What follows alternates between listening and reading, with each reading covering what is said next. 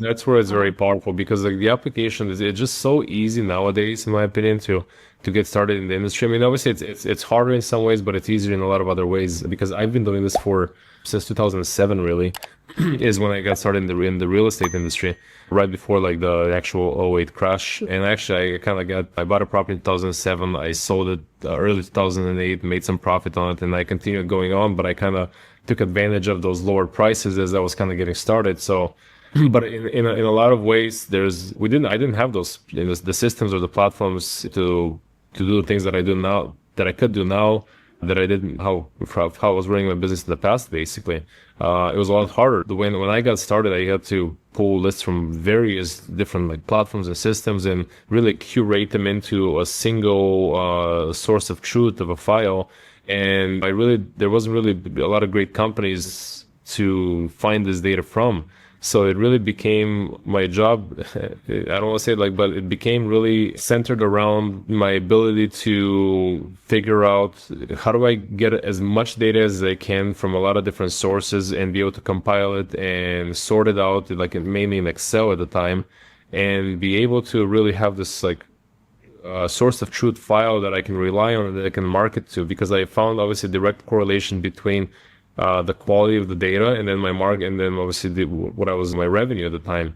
So I was extremely focused, and maybe that was just me at the end of the day, but I was very focused and I was spending a lot of time just working with data. And it was really, instead of working on my business, I was working with a lot of these data like problems constantly, which was frustrating. And at one time in my business, quite honestly, like we had 21 different platforms that we were utilizing to acquire a deal, which is insane. Like but that's the reality of it. We had all these CRMs and then these lead gen platforms and list pulling platforms and then these dialers and then there's like 5 or 6 different platforms that connects all of it together, and they kind of always break.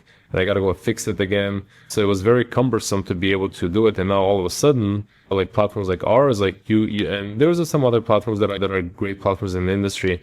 But you can do it in a matter of like logging in a matter of like 15 seconds. You can have the top properties that are most likely to sell in a zip code, and all of a sudden you're left with like the top 50 properties that are most likely to sell in a specific area. Like I said, a zip code. You can just call them, and I can call them probably today with my phone and really take action. And this wasn't possible before. It just wasn't possible. So that's what I'm saying. There's a lot of things that technology has changed for the better, but there's obviously different challenges that investors face today. And I know you've been in the industry for quite a while as well, and there was different challenges that you faced when you first got started as well, I would say. Yes, totally different. So when you talk about top properties, is that ranking through what you said, batch rank? Yeah, so batch rank is it's a machine learning model that's trained on both supervised and unsupervised data. And in a way, to make it simple, is we look at properties and we're able to determine, okay, so all of these properties that sold in the past, call it 6 months as an example, what do they have in common? And maybe you're finding out, and this is like it's an automated, like obviously it's a machine learning model that runs on top of actually our Databricks environment.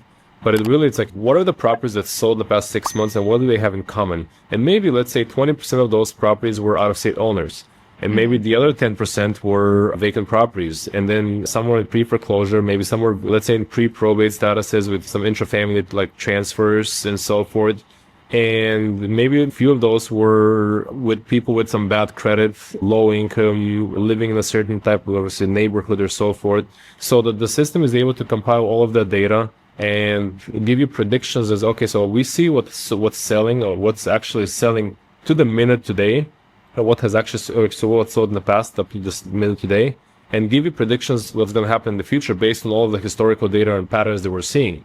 So now all of a sudden say, okay, so in Phoenix, Arizona, if a person has, let's say, a pre-foreclosure and a vacant property and an out-of-state owner, he's 30% more likely to sell than a person that's maybe has a higher income. Obviously, it's a very given, than a higher income and then is an owner-occupied property.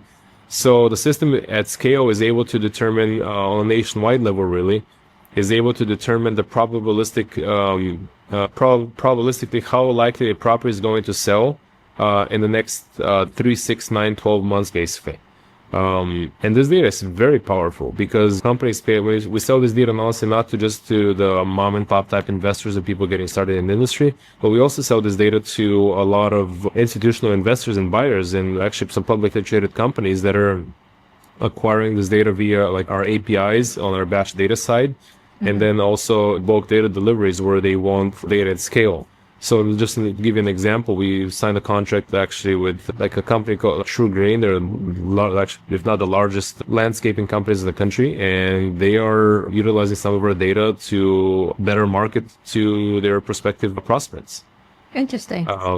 So we sell some of this data to some very large like institutional like companies. We sell data to like banks and other institutions. So it's not really just the mom and pop investor that we service, but obviously that's what I'm saying. It's the technology that we have today at our disposal is amazing to the point where it's like if you're not getting deals or you're not obviously getting investment properties or whatever else you're doing, it's probably because of you're not doing something actually like I said, picking up the phone and actually taking those next steps, because the technology is there to assist you and guide you and help you really be successful. So are there markets where your data would be more effective than in other markets?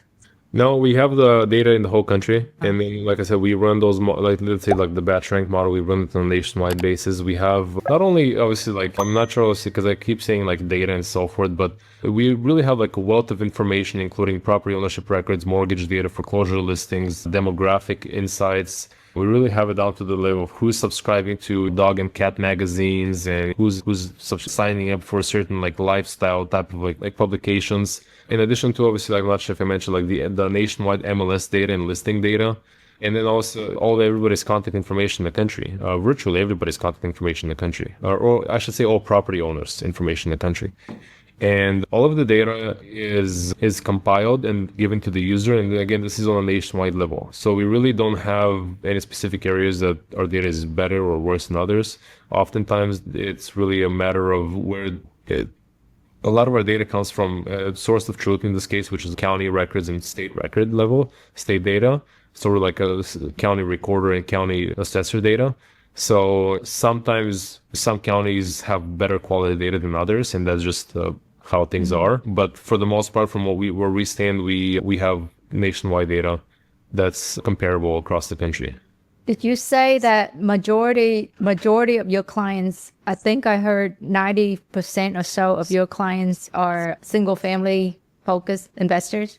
Yeah, I would say that over 90% are single family focused, correct. Okay. Yeah, and So- those larger companies that I mentioned, yeah.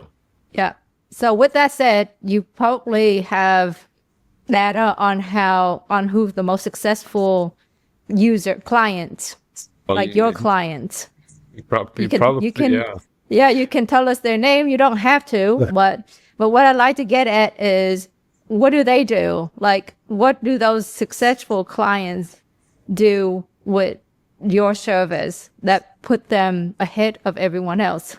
Yeah, some of the guys, and I think I'm not sure if I'm supposed to answer more like from a personality trait and what they actually would like the actionable steps that they're doing to be successful in this industry.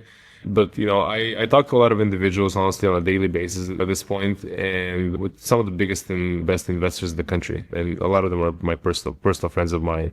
I'm personal friends with like Pace and Jamil and Brent Daniels, and we're all kind of outside of being in the Phoenix area as well. They're great friends of mine. But other people that I talk to just on a daily basis, just a very successful individual that's using us is Casey Ryan out of Vegas. Not sure if you know him, but he's one of the most successful investors in the country, and he does 20 plus deals on a monthly basis, and he's leveraging a lot of our platforms. We actually do have a CRM in addition to obviously our Batch Leads product. We actually, with him, are working on we've integrated some CRM enrichment products. So we basically enrich all of the data in his CRM in real time. And in real time, I mean on a daily basis. As far as when properties change ownership, when things update on the property, such as if a property becomes vacant, if there's any kind of liens, mechanics liens, and so forth on the property. And then we prioritize and deprioritize inside of his CRM all of the leads from that he might have acquired or is currently contacting. So this is like a CRM enrichment product that we've rolled out. and it's been working out great. And we've really just focused on working with some of the larger investors in the country. I'm sorry for this interruption. I've been asked a lot about passive investment. And let's be real, there is nothing passive about being a landlord unless you have a really good property management company. So if you own an Airbnb or a short-term rental and you want to get back your time, please give our team at Buzz Vacation Rental a call at 281-549-8432 or go to our website at pm.buzzvacationrentals.com.